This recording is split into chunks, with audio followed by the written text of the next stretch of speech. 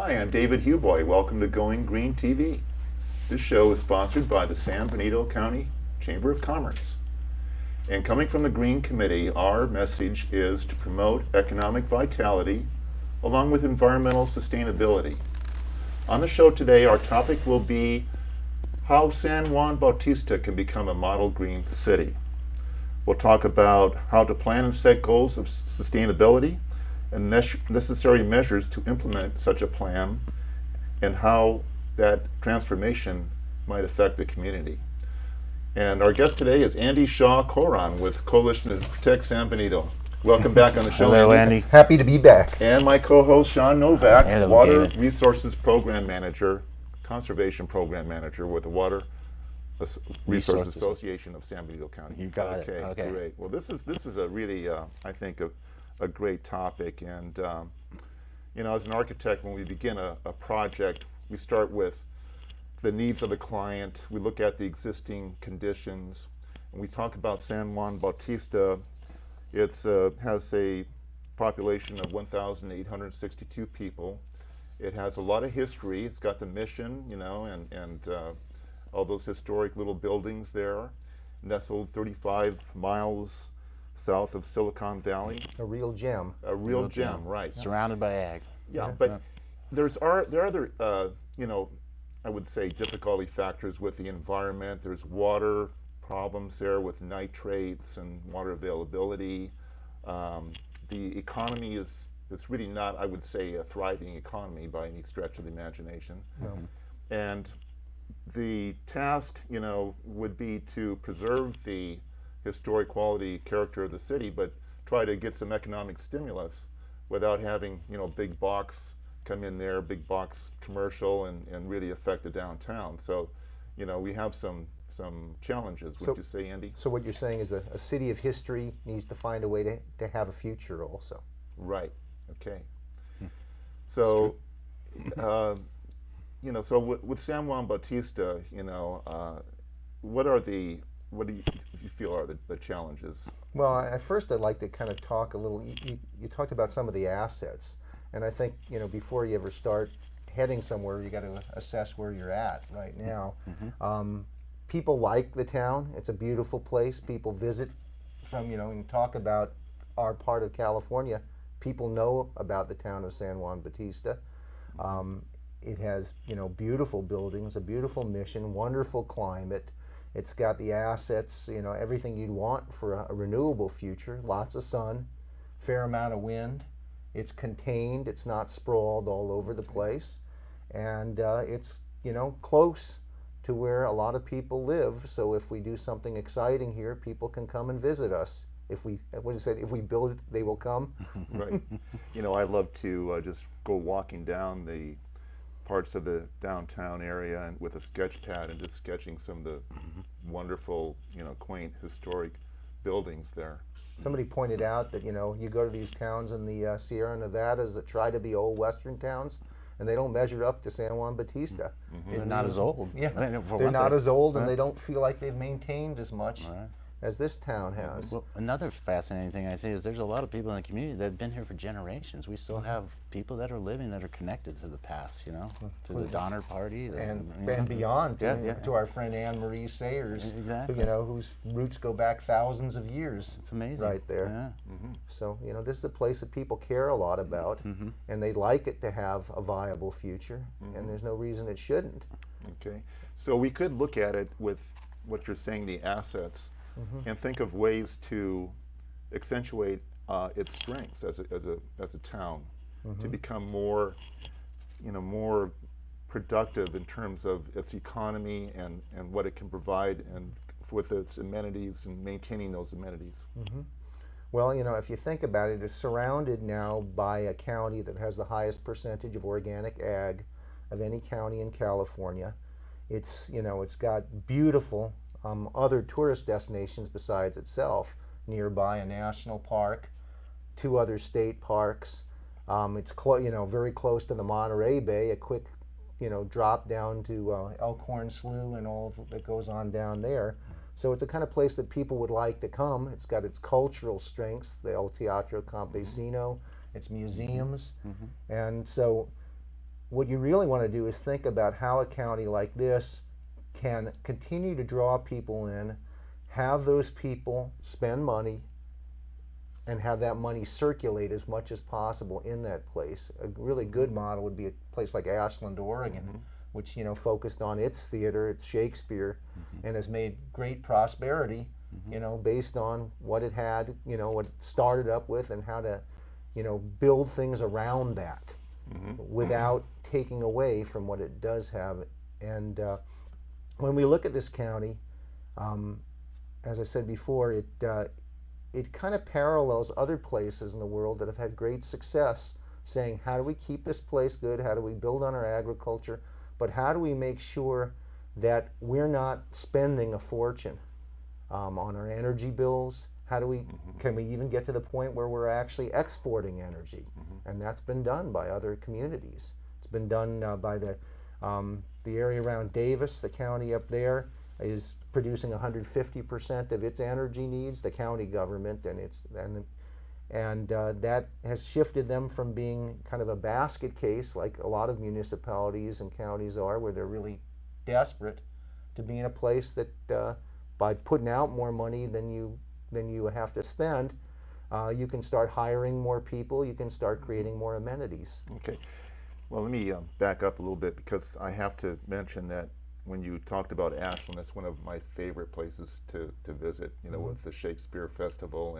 And I noticed when our family was visiting Ashland, is on the weekend, they have these little parks and walking trails, and they're all filled with people just, having a great time, and there's a lot of energy in that little town. Right. And it's great for families and just people in general who want to communicate with each other and interact.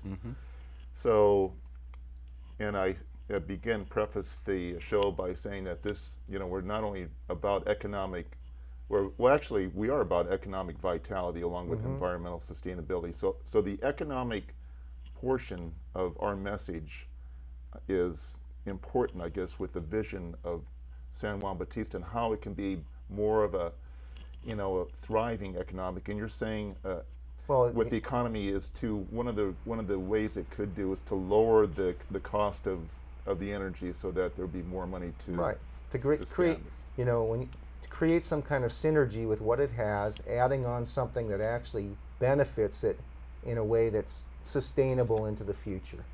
And that's what it looks like in other places in the world where they're looking at technologies like wind, like solar. Is it seems like those things don't run out.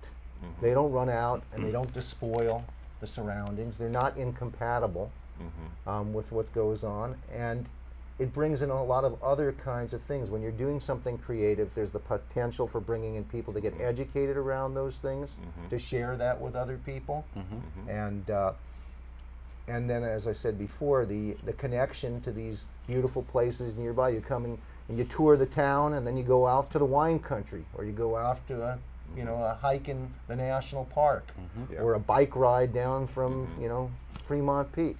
Okay. So on solar, let's just talk about solar and its application to San Juan Bautista. How do you see that now with larger cities and communities on government buildings? They can lower operational costs by putting solar panels on their government buildings. Right. How do you see solar infusion into the historic character of San Juan Bautista? Well, the question is whether you can, cover a large number of these municipal roofs with panels that are not architecturally offensive. Okay. Though I don't find them particularly offensive, but there are, they now have ones that are, that incorporate photovoltaics into things that look more like typical roofs. And certainly any public building, you should be thinking about making those things. And they do have some public buildings in San Juan Bautista. I would think between the two schools, between Anza and San Juan School, there would be a lot of roof space there. Right. There's some big spaces, but essentially what I'm hearing you say, though, it's kind of the opposite tack that they've looked at before. It's kind of like Field of Dreams, like build it and they will come, is what I'm hearing you say, right? And the philosophy before has been, let's get them to come, get the money, and then we'll build the infrastructure. No, and I think you have to find a way to have somebody essentially front the money to do these kinds of projects. There are some programs like the PACE program, which allows for people to incorporate solar panels into their more, the investments into energy efficiency and solar panels into their mortgage, and California's moved more in that direction again, and it was kind of undermined at one point, and that Fannie Mae and Freddie Mac were not wanting to do that, but now California's put up resources to allow that to happen. But we're hoping, we went to the Intersolar Conference in San Francisco and made contact. We actually, my wife and I presented there about the idea of making a model green city and saying, quite frankly, the solar industry needs a town like us. It needs a commercial, if you will, that shows what the future looks like. Somewhere that's not so far away that people can easily come down while they're going here or going other places and say, yeah, there is a sustainable future. A town can produce as much or more energy than it needs, be financially viable, and still be attractive to folks. So let me guess here now. You stated a need. There is a need for solar, and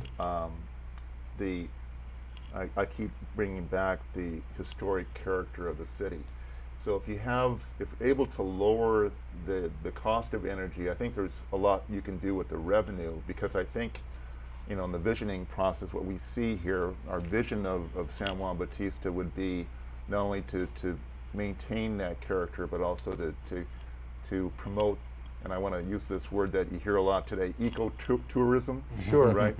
And for the folks at home, just a definition of ecotourism is tourism to places having unspoiled natural resources with minimal impact on the environment being a primary concern.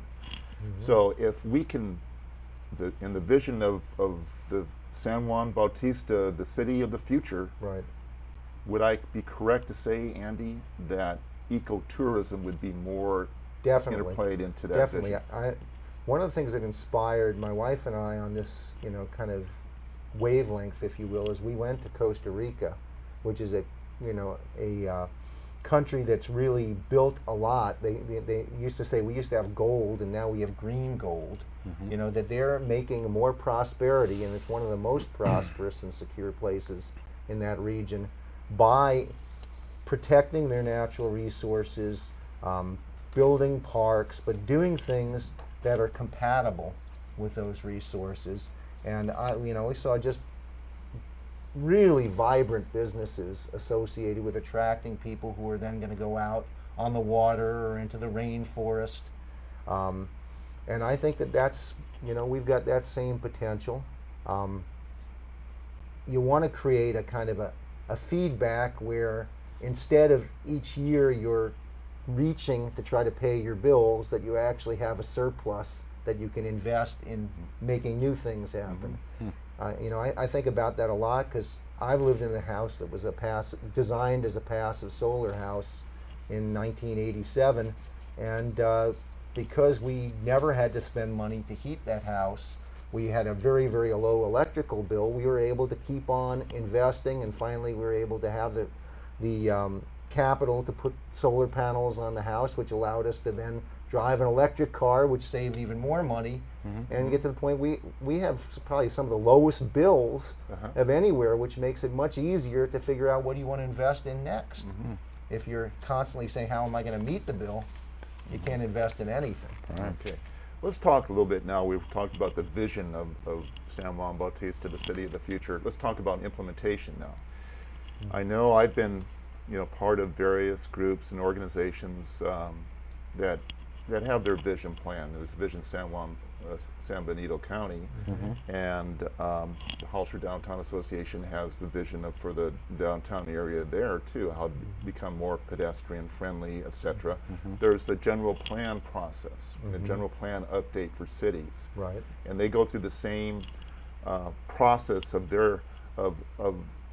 doing a stake on existing conditions, going through a visioning process, and then coming up with policies and objectives And public on output implementation. or input from the So public. Yeah. you have the city legislative process on implementing change. You have concerned citizens that group together. They have community forums. They have, visioning workshops. Would you care to comment on Well, how there- these goals can be implemented? Well, when we talk about this issue in the community, there seems to be a lot of people who are excited about the idea, resonating with the idea. It's also another element of that, which you didn't mention, is you actually have to have leadership in a community that says, I understand what the people want here, and I'm going to help move it past its Yeah. various obstacles and be an ambassador both within the county and to other communities outside that can help us provide resources here, because things don't just happen. I Right. used to say that you have to organize for spontaneity. Yeah, and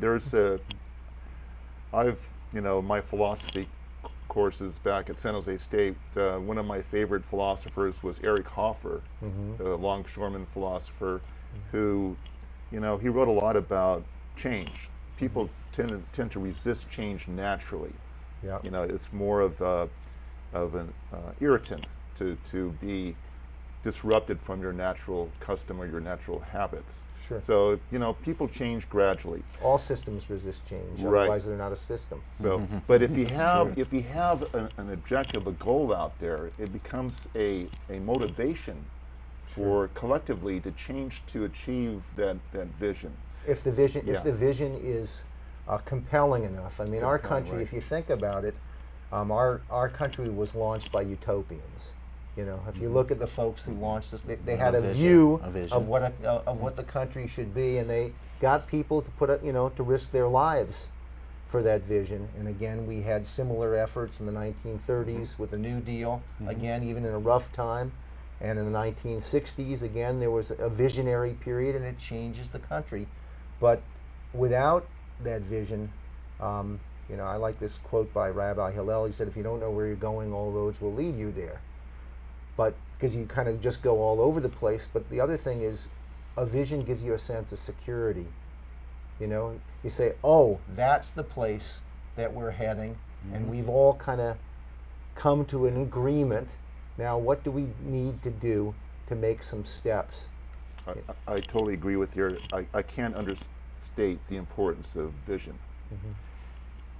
Just for a few minutes, let's talk about a town in Italy who went through a depressed economy. They were having a lot of problems, just sustaining their livability there, called Varese Ligure. Am I That's pronouncing that right? as best as I can tell from my Italian friends. It was, had a lot of parallels to San Juan Bautista. It's in an agricultural region.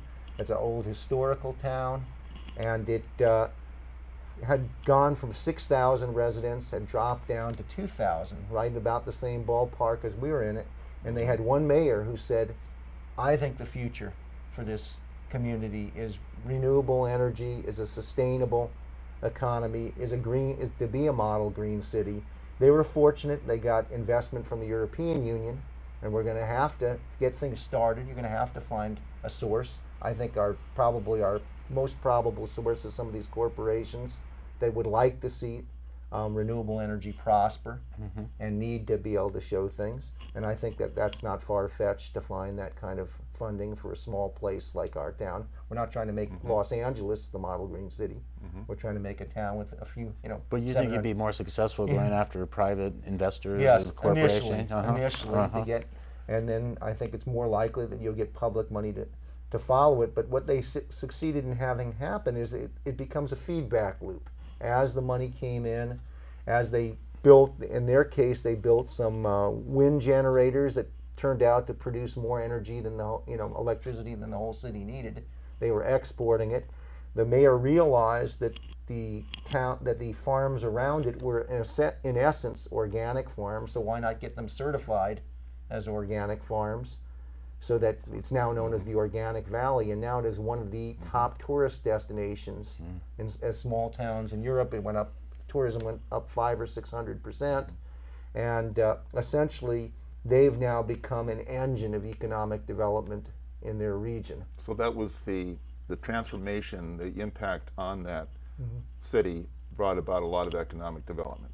Exactly. From their embracing sustainability. Yeah, now, and young people are now, just as what I saw in Costa Rica, the universities around, the colleges are training people to help educate people about what they're doing. So there's careers associated with this development. Yeah, I really think the organic foods is really a huge part of this. I was just in San Francisco this last week, and on Sunday they have a farmer's market at Fort Mason. I saw 3 growers from our area up there selling, and I remember thinking to myself, well, why can't we bring people here rather than the farmers going up there? Bring the people here. I saw our stuff in New York. Did you really? When I was Wow. out on Long Island at the grocery stores, Earthbound Farms, salad mixes, and all of that. And people really want to know where their food comes from. So I think that's a huge deal. It would really make this place. Well, I toured a chocolate plantation when I was in Costa Rica, and other kinds of tropical farms, and it became that you went to see how did my food get grown, and what are these people There's doing? a real interest in that right now. Sure. I know So after the transformation, the word gets out, and a lot of people want to come and visit Sure. the community. And if you notice on 101 every weekend, you notice that everybody's leaving the valley. I swear I don't think anybody stays there. That's true. Yeah. Just get them to turn left. Right.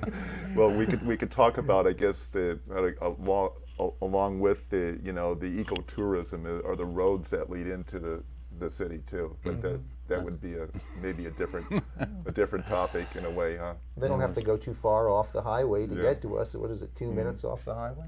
That's right. Yeah. Well, I agree. I think San Juan Bautista certainly has a tremendous amount of potential upside to it. And I know that recently a resolution was passed. Is that On correct? June 17th, there was a unanimous resolution by the City Council to essentially become a model green city. So it's a goal statement. They've already unanimously, with a wide range of political points of view, thought that this was the right way to head. And I think that's it's kind of like the Declaration of Independence, isn't it? How was that spearheaded, may I ask? We did a number of presentations about the ideas of these other cities and how it has helped them, and continued to talk to the city leaders, and they asked us to draft it, and they made some changes. So these ideas come out by awareness of what communities have, the progress that communities outside have done.